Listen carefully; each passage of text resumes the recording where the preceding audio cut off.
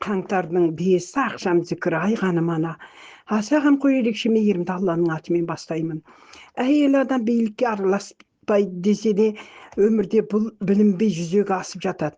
Әйелдің шашы ұзын, ақылы қысқа болса да, құллығы 40 есікке жүктемей ме? Егер мүмкіншілік туып жатса, мұнан қашатын әйел баласы кемде кем. Ол үшін ер адам оған қуат қосатындай барлық жағына мықты болу керек. Сонда ғана әйелдің құрған торына түспейді. Өгізді де өлтірмей, арбаны да сындырмай алып қала алады. Бұған шыдас беретін еркектер өте аз болады. Сүгір ата. Өнер халықтікі. Өнерді бағалайтын да халық. Өнерді байлықпен сатып алып, сыналап сахнаға шыққанмен халық қабылдамаса өнердің өлгені. Әр өнер иесінің тыңдаушысы болады. Ал сол өнер беріп тұрған ұлы жаратушың. Сол үшін де өнер иесі болу қиынның қиыны. Егер өнер иесі Аллаға жақса, алды ашық та жарқын болмақ. Ол үшін ең бірінші ұжданды, арлы болу. Арлы болсаң ұятты боласың, ұятты болсаң қадірлі боласың. Өнер үнемі бабында тұрып, бәйгеге қосылар сәйгүліктей болу керек. Өнердің киесі бар. Киесе ұрынып жүргендер қазір өте көп. Өте бойдағы ата. Аталы жолдықтар дәрі ішпейді, екпе алмайды. Бірақ олар да пенде, олар да ауырады. Және де олар өте қатты ауырады. Олар ауырғанда аталы жолдың қағидаларын сақтайды. Ораза ұстайды, ашығады. Осылайша ауруға қарсы шығады. Еңбектен терін шығарады. Тері ауруды шығарады. Шамасы келсе, құрбанын шала қояды. Осылайша ауруынан құтылады. Және олар ақиретке тазаланып кетудің амалын осы дүнияда қарастырып жатыр. Мұның өзі Алладан келген зор хикмет. Бұл дүнияда ауырмау, ол да қорқынышты. Құдай сүйген кезде ғана сынағын алады екен. Құдай ана, аруаққа тәуекел ет. Аруаққа шын жүректен тәуекел етпеген ұтылады. Егер жүрекке күмән кірсе, оны тазалау қиынның қиыны болмақ. Не де болса осы жолда жүрсің бе, сеніміңді бекемде. Әйелдер жағы тырысып ақ жатыр. Бірақ ібіліс күні түні сені аңдуда. Өте қатты қорқады. Осы тырысуды аталы жолдағы әйелдер ары қарай да дамыта беру керек. Алда жеңіс күтіп тұр. Сенің жеңісің қазақтың жеңісі. Қазақтың жеңісі әлемнің жеңісі. Қаңтардың 6-сы кешкі зікір. Абу Ханифа медресесінде өзгерістер енеді. Құранның жаңадан аудармалары көбейеді. Жаңа өзенде атыс болуы мүмкін. Жайнақтағы Арыстан ордасына береке кіреді. Несібелер мол болады. Ақпан айында ауа райының өзгерістері болады. Көк тайғақ болып, жүк машиналарына қауіпі бар. Қазғұрт ауылынан емші бір көріпкел шығады. Әскери басшыларының сындары болады. Астанада көтеріліс тұр. Тылсымнан аққу мен сұңқарларды аруақтар реттеуі мен аталы жолдарына дайындық жүріп жатыр. Қырғыз елінде үкіметке қарсы шығушылар шығады. Көп зираттарда көрініс хикметтері көбейеді, таңғалар жағдайлар болады деген ақпарат келді. Аса қамқор ерекше мейірімді Алланың атымен бастаймын. 3 қаңтар таң намазы зікірінен алынған ақпараттар. Құлаузата қолдау салды. Бұлақ көрсең көзін аш, өнерлі жастарға қолдау керек үкімет тарапынан. Елді дамытатын жастар. Қобыздың қоңырыны қос білезікті тазартар. Теңдігің темір тәртібің. Тәртіпке бағынып оны орындау, тепе-теңдікті тең ұстау. Тәрбие тал бесіктен. Жас ұрпақ тәрбиесі ата-ана үшін де, қоғам үшін де басты орында болып, жеткіншектердің жетесіз болуына жол бермеу керек дегенім келді. Кейбір елдерде толассыз жаңбыр су тасқынына ұласар. Қайың қабығы мен оның діңгегінен алынатын шырыны көп ішкі ағзаның тазаруына, түрлі аурулардан айығуға шипасы түсер. Қайың қабығынан түрлі дәрі-дәрмектер алуға болады деген ақпараттар алынды. Тарқатып айтқан әрбір сөздің мағынасы түсінікті болар. Түсінікті сұхбат беруде өнер. Жоламан ата, Қорасан ата, Түктібай ата қолдау салды. Жүгенсіз кеткен, әлімжеттік жасап, басқаларға күш көрсетіп жүрген жасөспірімдер құрықталып жазаларын қатаң түрде ала бастайды. Жетісайда бір мектептің бір қабырғасы сөгіліп тұр. Абай болған жөн. Мектеп басшыларынан бастап мұғалімдеріне дейін қатаң тексеру жүре бастайды. Мемлекеттік қызметкерлердің жалақысы артады. Тоқырау уақытша болса да, оның өзінде халық қысымға түсіп, көп күйзеліске түсер. Ілияс Есенберлиннің, Сәкен Сейфуллиннің қолдауы түсті халыққа. Ата жолында болып жатқан олқылықтардан сабақ алып, қателіктер болса түзетіп, қадамды қарқынды басып, даму сатысында көтерілу жолында жарысыңдар деген ақпарат. Пакистанда үлкен жарылыс. құрма жемісінің 5-3-7 талын тұрақты түрде жесе, қаралықтан бойы тазарып, қаралықтың шабуылынан қорған болар. Владивостокта апатты дауыл, неміс халқы күйзеліс үстінде. Шолақ белсенділер жақында әшкере болар. Сасық естен тазарып жатқанда әруақтардан белгі болар. Айшана көрінді кесене алдында. Бір затпен алысып еңкейіп күресіп жатқандай болып көрінді. Кесене есігінің алдында үлкен шұңқырдан түтін будақтап, жылан бейнесіне, қап-қара түтін будақтап, жылан бейнесіне де шығып, аты кеңейіп, қоюлана түсіп, көкке көтеріліп шығып жатқан көрінісі болды. Айшанамыз қап-қара бір қазаның ішінде қалып қойған, ас қалдығын жуып шайып жатқан көрінісі болды. Кесене басындағы жиналған қарақуаттарды зікір үнемен тазартуда деген ақпараттар алынды. Қас-қағым сәттерде келетін белгілер бар. Қабылдай білген жөн. Қолдап келетін әруақ белгісі. Әлемде таңқаларлықтай оқиғалар көп болар, тылсымнан келетін. Бақбақ гүлінің және жапырағының ағзадағы барлық ауруға шипасы болар. Егемендік, еркіндік, азаттық енді келе жатыр қазақ еліне. Түкті баба қолдауы түсті, теріскейде мал шаруашылығы қарқынды дамиды. Бұлт пайғамбардың қолдауы түсті қазақ еліне. Қазақ жеріне 3 мемлекет ақш, Қытай, Россия көз алартуда. Өзара іштей оймен ғана таласуда. Дамыған елдердің ашкөздікпен көз тігуі бос әурешілік. Қазақ жерінің қорғаны қалыңдауда. Зікір үнімен деген ақпараттар алынды. 5 қаңтар 26 жыл ақшам зікірінен. Бісміллә рахмани рахим. Атадан балаға мирас болып қалатын өнеге өсиет екенін ұғыну керек бүгіннің ата-анасы. Жастарға сақ болу керек. Теріс ағым жетегінде кетіп бара жатқандар көп бүгінде. Кей өңірлерде ажал айтып келмейді деген адам өлімі көптеп тіркелер. Етектерін ашып, қысқа киетін қыздарға денсаулықтан қыспақ түсер. Қазақта арсыздар көбеюде, қос жыныстық белең алуда. Бойға жиғаны аяққа түсіп, мешел болып қалатын әйелдер саны артар. Елге жан-жақтан төніп тұрған қауіп бар. Күзетті, сақтық шараларын күшейту қажет. Мешіт имамдары ел үшін дұғада болу керек, бос уақыт кетірмей. Адамдар арасында жұқпалы ауру түрлері тарау қаупі бар. Дүкен сөрелеріндегі ащы сулардың сатылуына шектеу қойылу керек. Жер бетінде адам саны қысқаратын тез басталар. Тылсымда аруақтардың үлкен қозғалысы болып жатыр бүгінде. Құран хатым арқылы нәрленіп бас көтеріп жатқан аруақ саны артуда. Мүшелі жасқа мән беріп құрбандық малын шалу керек. Алдағы болатын боранды күнде әбігерге түсер халық бар. Дем жетпей өкпеден су алдырып көз жұматын ерлер көбейер деген. Корей елінің ынталы кәсіпкерлері қазақ жеріне тартылар.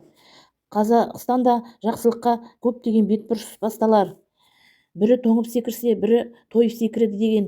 Қалталылар шетелге қыдырып ақша шашуда. Қазақ жерін тылсымнан аруақтар бақылап тұр бүгінде. Ірі қалалардың бірінде ТЭЦ-тен ақау шығып, адам шығыны болар. Қардың қалың түскеннен жолдарда үлкен кептеліс орын алар. Зират бастарында ерекше құс түрлері көбейер. Мектептерде біліммен қатар тәртіп тәрбиесін қолға алу керек. Қарттар үйінде қария саны көбеюде бүгінде. Қасиетті түндерде шынайы ниетпен тілек тілеу керек ел үшін. Билік басында арсыз жемқорлар азаяр емес бүгінде. Сеул қаласында табиғи апат орын алар. Қызыл алаңда ұлтаралық қақтығыс болып өтер. Шебер қолдан шыққан бұйымдарға халық баға берер. Мал шығыны қайталанар кей өңірлерде алдағы кезеңдерде деген. Сыр еліндегі әулие бастарынан жарық сәуле көріне бастар. Асыл сүйекті мықты аруақ белгісі деген сөз келді. Қазақ елінде қатыгез ұрпақтар көбеюде бүгінде. Қараусыз қарттар саны артуда. Шекарада, кеден бекеттерінде қырағылықты күшейту керек. Адам ұрлау фактілері анықталар. Көптеген өңірлерде адам денсаулығына қауіп төндіретін қылмыстар тіркелер. Отбасыларында бала тәрбиесі ақсап тұр бүгінде. Үкімет үйінің төбесінде қара бұлттар айналып тұрған көрініс болып өтті. Сиыр малының сүтінен жасалатын тағамдардың сапасы артар. Сырт мемлекеттерде елшілік қызметте жүргендерге үлкен қауіп бар. Көнеден келе жатқан қолөнер түрлері аталы жолдықтар арқылы жолға қойылар. Қазақ елінің айы оңынан туатын кезгелер. Ел арасында өкпе ауру өршіп тарау қаупі жоғары. Асқан шеберлікпен батыр хандардың мүсінін жасайтын шеберлер шығар. Израиль елінде үлкен жарылыс орын алар шығынменен деген ақпарат келді бүгінде. Бисмилля рахман рахим. 10 қаңтар күнгі таңғы зікірден келген ақпарат Сүйінбай ата белгісімен келді. Заман не болып барады дейсіңдер. Заманды, өзің өмір сүріп жатқан қоғамды өзгерту қиын емес. Қиыны әр адамның өзін өзгертуі болып тұр ғой.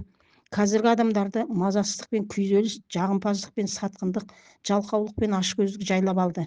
Және мұндай жағымсыз әрекеттерді өзін біреуге жағыну үшін, көңілін табу үшін өмір сүруден мен тауып жатсыңдар. Батылдық қайда, Аллаға тәуекел қайда, махаббат қайда? Өткенді қопара берме, одан тек бақытсыздық қана табасың.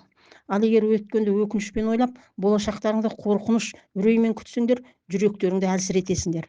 Ал сенің ішкі әлеміңнің, жүрегіңнің тыныштығы сыртқы әлеміңнен де көбірек маңызды болып тұрғанын ұмытпаңдар. Жайнақ аспанда өте алыста кішкентай жарық жұлдыз көрінді. Ол соншалықты алыста болса да, керемет жарық болғандықтан ғана көрініп тұрғандай болды.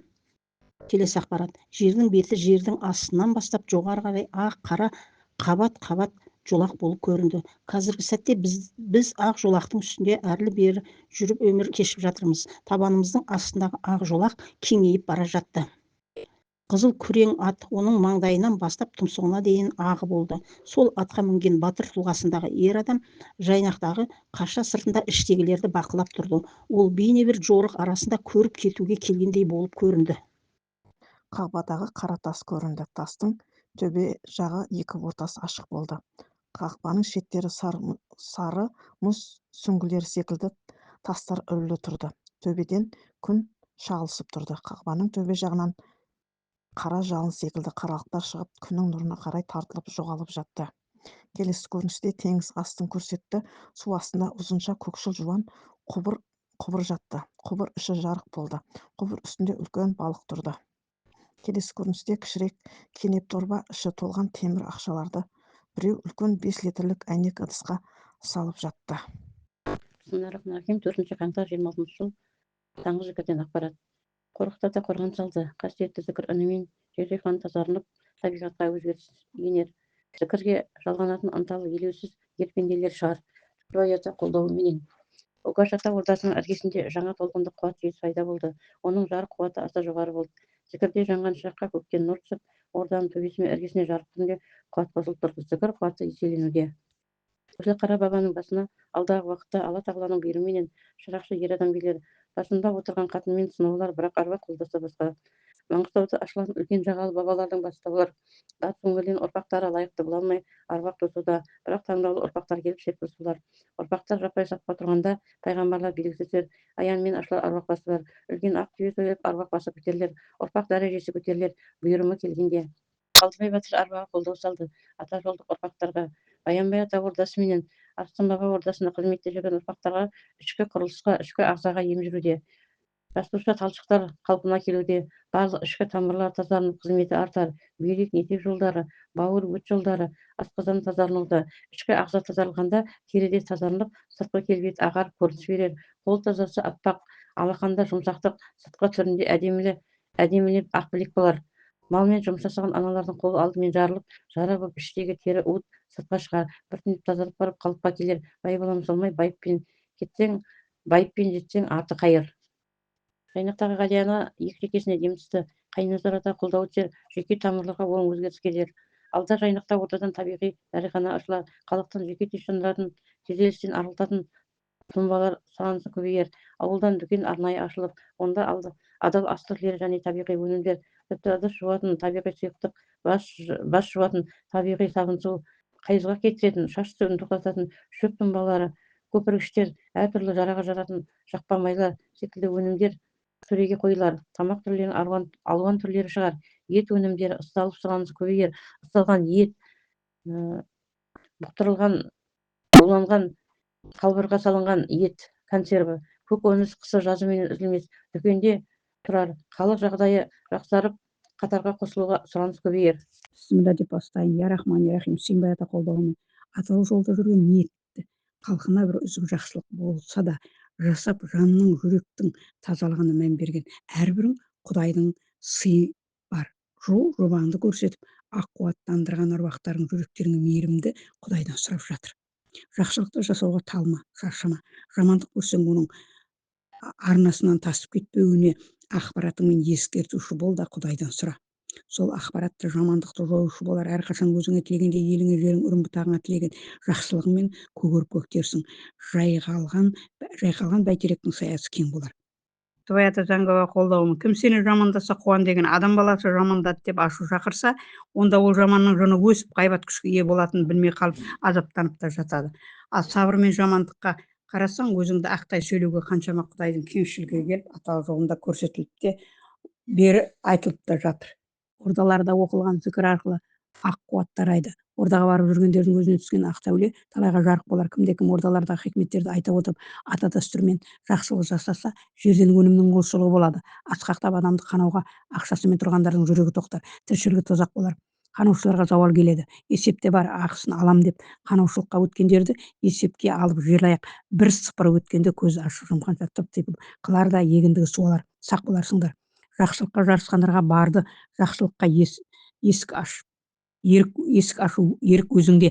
Ақшамен Құдайға жақындайсың ба, болмаса мастығымен бүлдіргі азаптаушы Құдайға қарсылығымен қаласың ба? Манас батыр. Әр елдің мұсылман мемлекетінде сөз ұстайтын ақсақалдары болып, олар бір мақсат үшін күрессе, өзара береке мен бірлік тағы да артар еді. Өйткені сыйынатын Құдай ортақ, бәрінің де мақсаты нағыз адам болып қалу. Үлкендердің елінің болашағын ойлап, алаңдауының өзі елге деген үлкен тірек. Қариясы бар болып, батасын алып жүргендердің алды тазарып отырады. Ол тазарудың өзі үшін де, халық үшін де пайдасы бар. Қариялар тірі тарих, олардың тілі ғана емес, жүрегі де сөйлейді. Бұқар жырау ата. Хан сарайында жүру түсінген адамға оңай емес. Кетіп жатқан қателіктер мен кемшіліктерге сен де ортақтасып кеткендей боласың. Есіктен кірген әр адамның жүзінен оның мұң-мұқтажын түсіне қоятындай дәрежеге жетсең, сарайда бостан босқа жүрмегенің. Көпшілігінен жасымның үлкендігі дәрежемді арттыруған емес, мен үшін үлкен жауапкершілік еді. Сенің әр аузыңнан шыққан сөздің салмағы болу керек. Ол оңайшылықпен келмейді. Аталып жолдағы еркек кіндіктілердің әр сөзі халықтың жан айғайын жеткізетіндей дәрежеге жетуі керек. Майлықожа ата. Адам үнемі жақсылықтан күдерін үзбеу керек. Басыңа келген қиындықтан артынан жақсылық келерін сезін алған дәрежеде өмір сүруге тырыс. Ең бастысы, жаның ұяда, бала шаға, туған туысы аман болсын, халық аман болсын. Ара-тұра тағдыр жүзеге асып жатады. Бұл табиғи құбылыс. Уақ-уақ Алланы зікір етіп, өнермен шұғылдан, бітірген ісіңе қарап күш аласың, оны дамыта бер, биігіне шығасың. Екі дүнияда өз орның болады. Уақытыңды орнымен пайдалан. Уақыт сені күтіп тұрмайды. Тағдыр Алланың адамға күні бұрын жазған жазуы. Тағдырды Құдай өзі жазады. Пенде сол тағдырмен өмір сүреді. Кейбіреулер тағдырды Алла жазса, пенденің қандай кінәсі бар деп Алланы кінәлайды. Шындығында сен өз еркіңмен тағдырды жасайсың. Жаратушы сенің жасайтыныңды күні бұрын білгендіктен тағдыр қылып жазады. Ендеше тағдырың сенің өз қолыңда екен. Оны жақсы немесе жаман қылу өзіңе байланысты. Оны жаратушыдан көрмеңдер. Бәрі адамның өз іс-әрекетіне байланысты. 7 қаңтар ақшам зікірі Түктібай ата белгісімен. Жер ана тағы толқу үстінде. Тау қопарылар, жер қақырар, сарғыш күлгін түстер жер бетіне көп жетер. Ата жолықтар атпасын бір бағытқа бұрар. Ұлан азыр шашу тысымнан нұр боп төгілер. Төрдегілер төбелерінен тоқпақпен соққандай көтере алмас. Бас ауруы жиілер. Үміткерлер үңілгенсінен ләззат табар. Шолпан атты пенденің тылсымнан келер сыйы бар. Пендеге тылсымнан келер сыйы бар. 7 күнде аяммен нақталар. Жырақшылар анықталып, ата жолда тікелер. 7 пенденің маңдай көз ашылар. Халқына қызметке тұрар. Отау құратындар бар. Жаңа қоныс тойланар. Той тойланар. Шетелде тоқырау, жосқан ел берекет, бейберекет қимыл қирату қатар жүреді. Ел сенімсіздігі халық наразылығын туғызар. Үш қара жартас деген жерде қатты дауыл тұрып, елге көп шығын әкелер. Құбыжықтарды ел көретін болады. Ел ішінде бүркіт пен құмай тазы асырайтындар көбейеді. Елде қымбатшылық орнайды. Жөтел көбейеді. Көне заттар құндылығы артады. Және аузы дуалы қариялар көбейеді. Халықта ат құлағы көрінбейтін боран, желідей күн күрт суытады, қыс қаһарына мінеді, бел шешіп кіріскен істер нәтижесін береді. Бүлік тұр. Қонысбай атаның азу тісіне ем қажет. Қорқыт ата қобызының үнімен келетін қасиет қонатын пенделері бар. Сырқат пенделерге ем жүреді. Жұлдызды жұптар дүниеге келеді. Ер заттарының тұсаулары шешіледі. Күрделі оталардың сәттілігі тұр. Сарыарқа өңірінде жеңіл өнеркәсіп өркендейді. Мал шаруашылығы Талдықорған өңіріне тиесілі. Өз нәтижесін береді. Қарағанды шахтасында жер астында жарылыс тұр. Қыз қырқынға жаңа жоба жасалынады. Бір үтім ай аузына жатқандар сынаға басталады. Аузыма түстеп жатқандар сынаға басталады. Атой сап шығатын Орынбор қаласында жастар дүрбелеңі тұр. Әскер қатарына шақырылған жастар соққыға жығылу қаупі тұр. Қорқыт ата қобызы жер ананы аластауда зікір үнінің қуаты артады. Батыр туған ұл мен қыз бармын деуден тартынбас. Базары біткен пенделер қанша айтсаң да қайтылмас. Өсер ұрпақ өктем үшін өз дегеннен тартынбас. Талап пен ақыл табысса жүрегін таныр тек тұрмас. Азуы арыстанның айбатындай, жүректі жолбарыстың қайратындай, ат ойлап топқа түссе дес бермейтін бәйгекер бөрілі байрақ жалғасындай деп кетті жастарды. Қызаяна Бектұрмасата қолдау түсті. Тікенекті шөптердің шипасы артар. Жаз айларында балмұздақ жеуден сақ болу керек. Улану қаупі тұр. Қой құмалағындай шашыраған қазақ бірігіп, үлкен бірлігі жарасқан тұғыры биік елге айналар. Халық оянуда. Толқып тұрған теңіз көрінді. Сақтықта қорлық. Сақтық шараларын жасап сақ отыру керек деген үн келді. ақш-та үлкен өрт оқиғасы орын алар, халқы зардап шегер. Бразилия елінде желден апат болар. Атырауда көтеріліс. Пакистан халқы босқындықпен қиналып әбіржуде деген ақпарат. Түркияда әскерилер мен халық арасында қақтығыстар болар. Толассыз жаңбыр жауар Бразилия еліне. Тектұрмасова қолдауы түсті. Тоқтар Серіктің сынағы тұр. Заманбек Нұрқаділовтың әруағы Құранда әметуде. Халыққа биліктегілердің әлімжеттігі тыйылар. Латвия, Литва елдерінде көтеріліс, халықтың наразылық шеруі болар. Алдағы уақыттарда тұманды күндер көп болар. Тас кешкен деген жерде ұрлық өршиді. Талас өзенінен қауіп бар. Жексенбі күндерінде Құранды көп оқыған абзал. Жексенбі күндерінде қасиетті сырлар бар бізге беймәлім. Соқыр тиынға зар болсаң да, адамнан емес, Алладан сұрауды үйрен. Ата жолының аты болсын, тоны тоссын деген бата салды көкеге Яссауи баба. Шалқарда қатты боран соғып, көпшілік тұрғандар әбіржіп әбігерге түсер. Ашаршылық кезінде аштықтан көз жұмған әруақтар Құран дәметуде деген ақпарат. Тау мен тасты қопарса да, біздің қазақ жеріндегі қазба байлықтарды ешкім ала алмайды. Өйткені қорғаны бар. Жар жағалап тепсе темір жетін ерлердің табыс нәпақа табудың есебін таппай құл базарда жүргені қынжылтады. Қарызға батып қапаста жүрген ерлер көп. Талғарда басшылар мен халық арасында келіспеушілік, ұрыс-керіс басталар. Тұрақсыздық, екіжүзділік белең алып барады. Әділет үшін күресетіндер аз. Балаларға қауіп бар. Ата-аналар сақ болсын. Адам ұрлығы өршуде. Таразда 4 қабатты үйден өрт шығады. Түс көретіндер көбейді деген ақпараттар алынды. Қаңтардың қалың қары менен бораны малшыларға қиындық ала келер. Малдан шығын көп болар. Өзге дін жетегіндегі жастарды бақылауға алу керек. Мешіттерге үнемі тексеріп жүріп тұру керек. Әр ошақта астың адалдығын қадағалап отыру міндет. Улану қаупі жоғары. Перзентханаларда тағы да сәбилер өлімі жиілеп, жанжал туғызар. Ес білген жасөспірімдерді еңбекке баулу керек. Бойға жиылған қара қуатты жағу үшін. Уақытын арзан күлкі ойын-сауыққа жұмсағандардың сыны түсер. Тазарғандарға тылсым сыры ашылып, құдіретті сезіне бастар. Елде қымбатшылық, шалғай елді мекендерде ұн, қант тапшылығы орын алар. Көптеген өңірлерде ұрлық, адам өлтіру фактілері тіркелер. Мінбеден жалған ақпарат беретін шенділер әшкере болар. Халық азып, ел тозып, тылсымнан аруақтар шырылдап жатса да, ұғынатын пенде жоқтың қасы бүгінде. Маңғыстауда тосын оқиғалар орын алар. Алдағы айларда Жетісуда жемқорлар тобы құрықталар. Әміре Қашаубаевтың ұрпақтары өмір есігін ашар қасиетпен. Таң атып, күн батып, уақыт қысқарып, жердің өз өрісінен айналу кезеңдері жереуде. Бүгінде тегін таппай сындарға түсіп жатқан ерлер көп.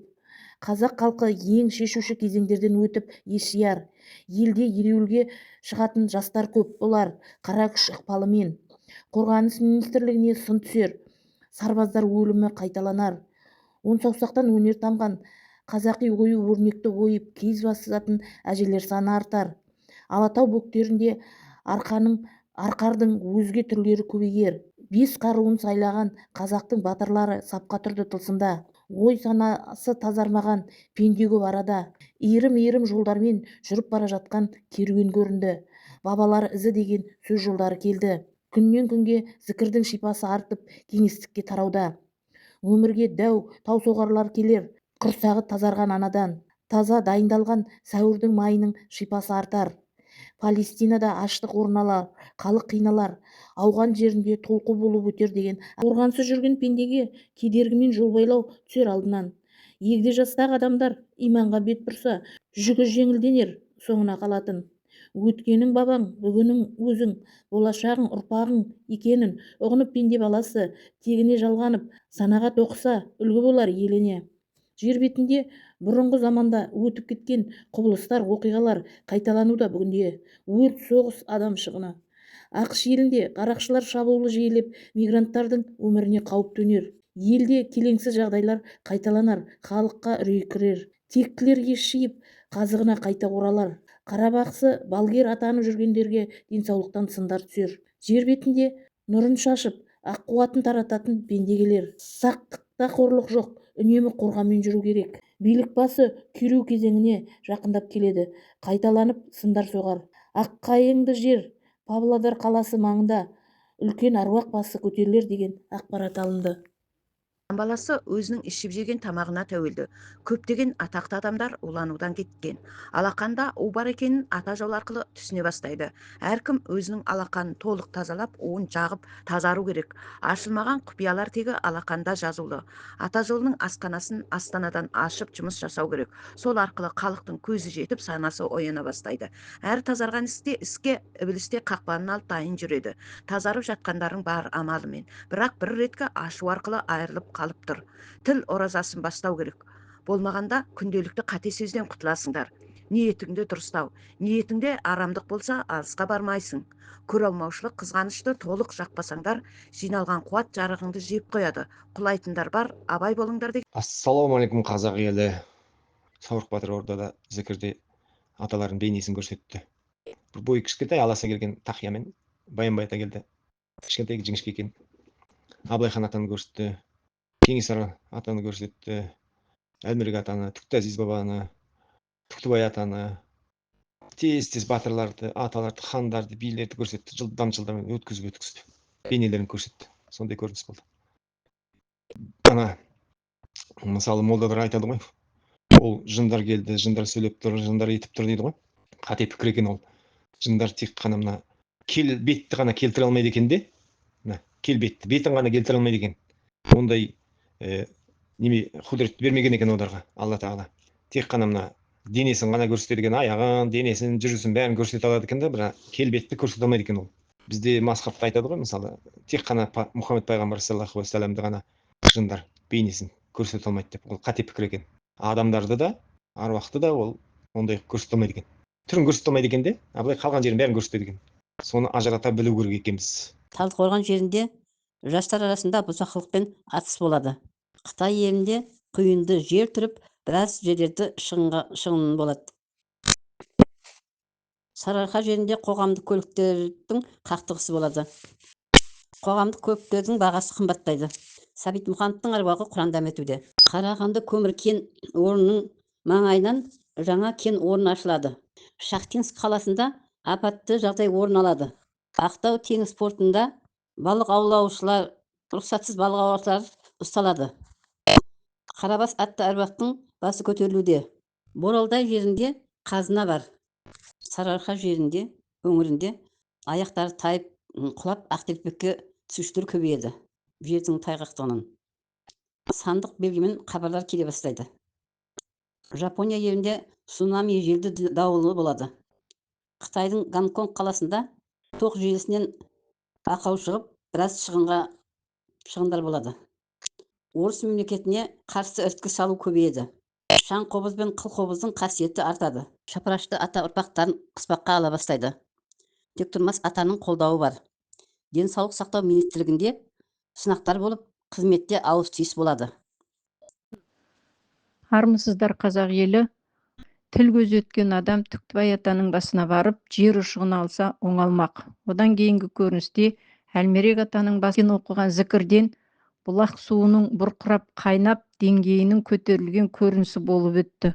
Одан кейінгі ақпаратта малдың алдындағы науаға салатын жем шөпті тексеріп беру керек. Оның ішінде керексіз заттар, темір, әйнек, шеге сияқты заттар болып, малдың кеңірдегіне қадалып қалу қаупі бар деген. Тозығы жеткен ұшақтардың алдында сыны бар.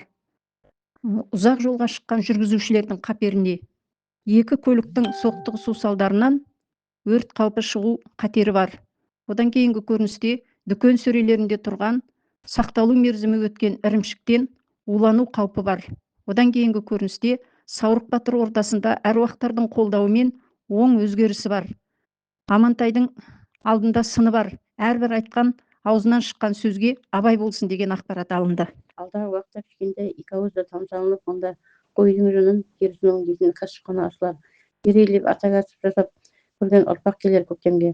Қойдың жүнін өңдейтін құрылғы алынып, таза қой жүнінен төсек көрпе жамылғы жасалынып, ол да сұраныспен сатылымға шығар. Жүнді толық игеріп жалғанатын аналар шығар арадан.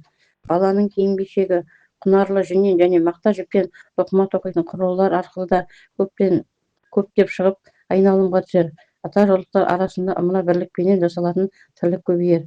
Жүгерінің қабығынан себет тоқып, шөппен тоқыма тоқып, орындық кербет шығаратын шебер қыз бала шығар арада. Ордаға Саурық Батыр ата келіп, жанып тұрған шырақтың жанына қылышын қойып кетті.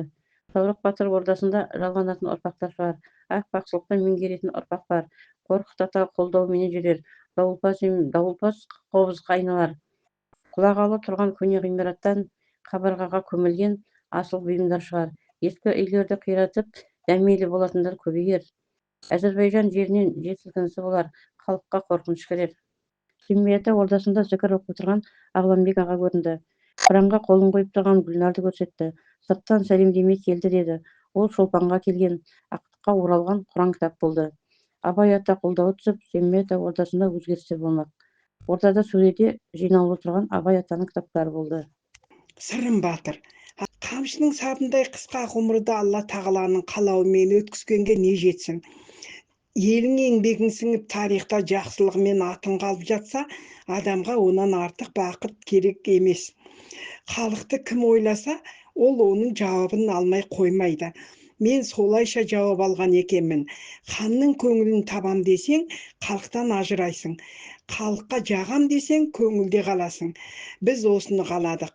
Кім болсаң да ең бірінші халқыңды ойла, ең дұрыстық осы. Абай ата, сендер аруақ көтерілген заманда өмір сүріп жатырсыңдар.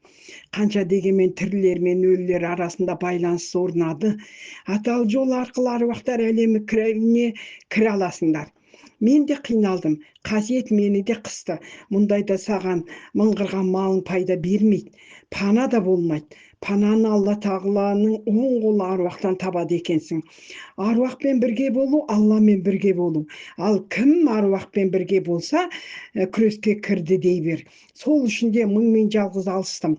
Қазір әр атал жолдағылар мыңмен жалғыз алысып жатыр. Қайта сенің жол көрсетер ұстазың бар, жеңілдігі бар. Ендеше сенің тоқтауға да, шегінуге де қақың жоқ, тек алға. Қина күйші. Адамның тыныштыққа бөлену үшін өнер керек. Күй тартуды өнер. Алла бірге өнерді бойыңнан шығармасаң, өнер сені өлтіреді. Өнерді халыққа жеткізу керек. Өнер тазалық жақсы көреді. Іштің де сырттың да тазалығымен қоса, адал ас ішу де маңызды. Керек десең өтірік сөз де аузыңнан шықпау керек. Өнер киелі, киесіне ұшырамау үшін көп нәрсе керек. Қадіргі өнер құлдыраудың алдында. Өнер өз орнын таба алмай, қадірін түсіруде. Құлқынын ойлаған соң ақ өнердің қадірі жоғалады. Қадірі жоғалған соң қасиеті қоса жоғалады.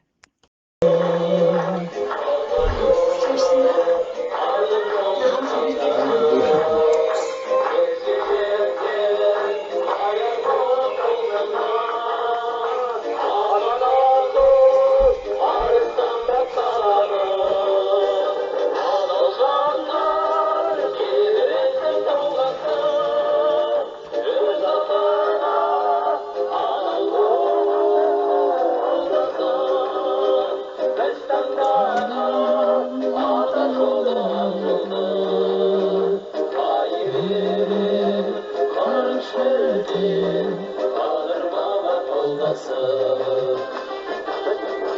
ата жолда аттан мінген оңбайда